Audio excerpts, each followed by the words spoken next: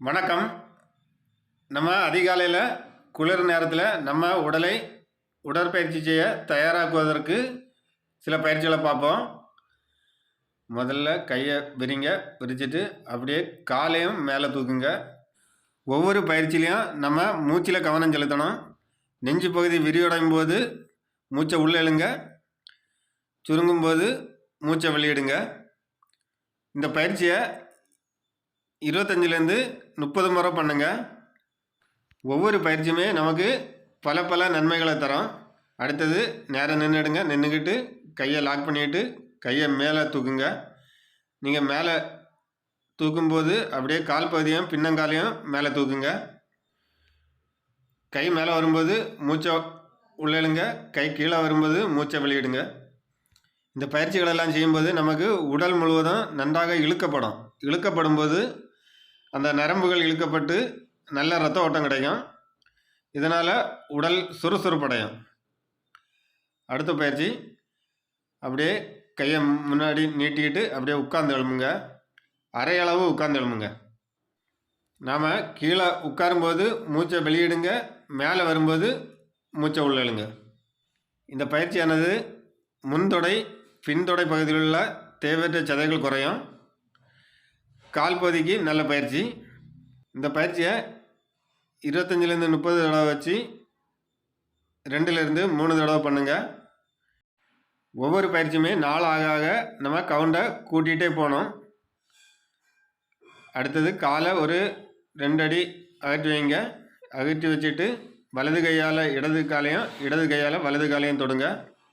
கையை உங்களால் எவ்வளவு மேலே கொண்டு வர முடியுமோ அவ்வளோவுக்கு மேலே, எவ்வளோ பேக்கு திரும்ப முடியுமோ அவ்வளோ திரும்புங்க. நம்ம உடம்பை எவ்வளோ ஸ்ட்ரெச் பண்ண முடியுமோ அவ்வளவு முழு நிலையை அடைந்து செய்யும்போது நமக்கு இன்னும் பலன் அதிகமாக கிடைக்கும். ஒவ்வொரு பயிற்சியுமே நமக்கு வெளிப்பயிற்சி மட்டும் இல்லாமல் உடலின் உள்ளுறுப்புகளுக்கும் சிறந்த பயிற்சியை தரும். சிறப்பாக உடல் உள்ளுறுப்புகள் சிறப்பாக இயங்க உதவும். அடுத்தது சின்னதாட்டு ஜாக்கிங் பண்ணுங்கள். இந்த ஜாக்கிங் பயிற்சியானது 1 நிமிடம் வரை பண்ணுங்கள். அதாவது நமக்கு மூச்சு வாங்குறதோட செய்யுங்க. அப்போ தான் நமக்கு உடல் விரைவாக வியர்த்து இன்னும் உடலை சுறுசுறுப்பாக்கும்.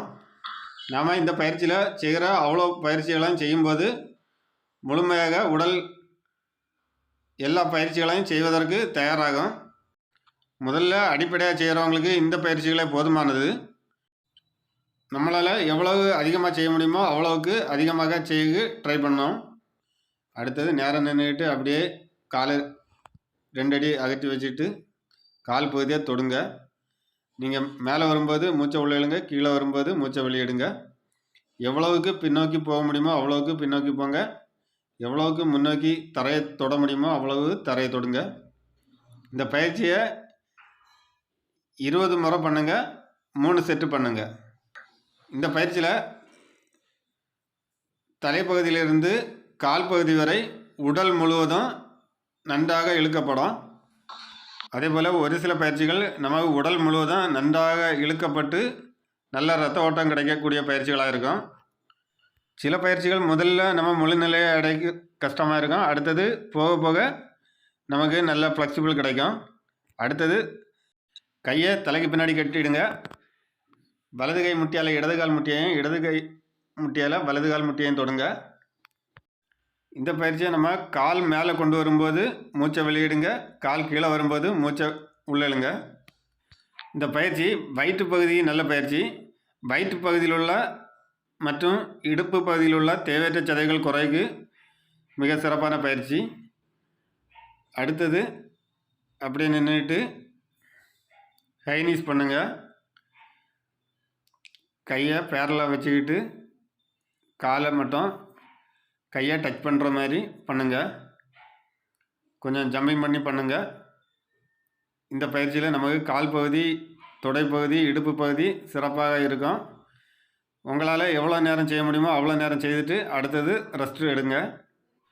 அடுத்தது வலது கையால் இடது கை முட்டியையும் இடது கையால் வலது கை முட்டியையும் பிடிச்சிட்டு அப்படியே குனிஞ்சிட்டு காலை ஸ்ட்ரைட்டாக வச்சுட்டு எவ்வளோ கீழே வர முடியுமோ அவ்வளோ கீழே வாங்க. இந்த பயிற்சியில் வயிற்றின் இடைப்பகுதி நன்றாக இழுக்கப்படும். நீங்கள் வலது சைடு 20 பண்ணியாச்சுன்னா அதே போல் இடது பக்கமும் 20 பண்ணுங்கள். எந்த பயிற்சியும் நம்ம வலது பக்கமாக எத்தனை தடவை பண்ணுறோமோ அதே போல் இடது பக்கமாக பண்ணணும். இந்த பயிற்சி முன்பக்கம் வளையாதவங்களுக்கு முன்பக்கம் வளைவதற்கு எளிமையாக இருக்கும். அடுத்தது அப்படியே கையை வச்சுட்டு குழந்தைய தொட்டில் போட்டு ஆட்டுறது மாதிரி 2 பக்கமாக பண்ணுங்கள். இந்த பயிற்சி நம்ம வயிற்று பகுதி இழுக்கப்படும், இடுப்பு பகுதி இழுக்கப்பட்டு இடுப்பு பகுதிகளில் உள்ள தேவையற்ற சதைகள் குறையும். இந்த பயிற்சியை ஒரு 30லேருந்து 40 முறை பண்ணுங்கள். அடுத்தது உங்களுக்கு இடுப்புக்கு நேராக பேரலாக வலது கையால் வலது காலையும் இடது காலையும் தொடுங்க. இந்த மாதிரி தொடுவதற்கு கஷ்டமாக இருந்தாச்சுன்னா நம்ம ஒரு செவரை பிடிச்சிக்கிட்டு வலது பக்கமாக 20 முறை பண்ணிக்கிட்டு அடுத்தது இடது பக்கமாக பண்ணலாம். இந்த பயிற்சியை நம்ம 25லேருந்து 30 முறை வச்சு 2 டைம் பண்ணுவோம். ஒவ்வொரு பயிற்சியும் செய்யும்போது நமக்கு ஒவ்வொரு இடத்துல வலி ஏற்பட வாய்ப்பு இருக்கும். அந்த இடத்துல தான் நமக்கு இந்த எஃபெக்ட்டு விழும். அடுத்தது அப்படியே கையை தரையில் ஊனி ஃப்ளாங் போஸில் நின்றுக்கிட்டு வலது காலையும் இடது காலையும் மாற்றி மாற்றி ஸ்ட்ரைட்டாக தூக்குங்க. இப்படி செய்யும்போது நமக்கு வயிற்றுப்பகுதி நன்றாக இழுக்கப்படும். அடுத்தது தொடைப்பகுதியில் உள்ள தேவையற்ற சதைகள் குறையும். ஒவ்வொரு காலையும் குறைந்தபட்சம் நம்ம 20 முறை தூக்க ட்ரை பண்ணணும்.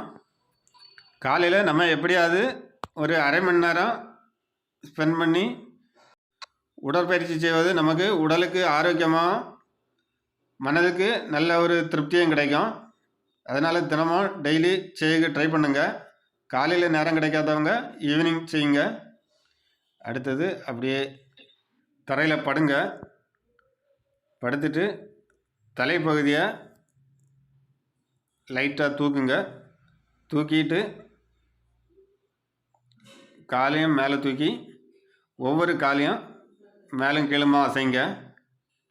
இந்த பயிற்சி செய்யும்போது நமக்கு வயிற்று பகுதியில் வலி ஏற்படும். வயிற்று பகுதியில் வலி ஏற்படும் போது நமக்கு அதில் தேவையற்ற சதைகள் குறையும், தேவையற்ற கொழுப்புள்ள சதைகள் குறையும்.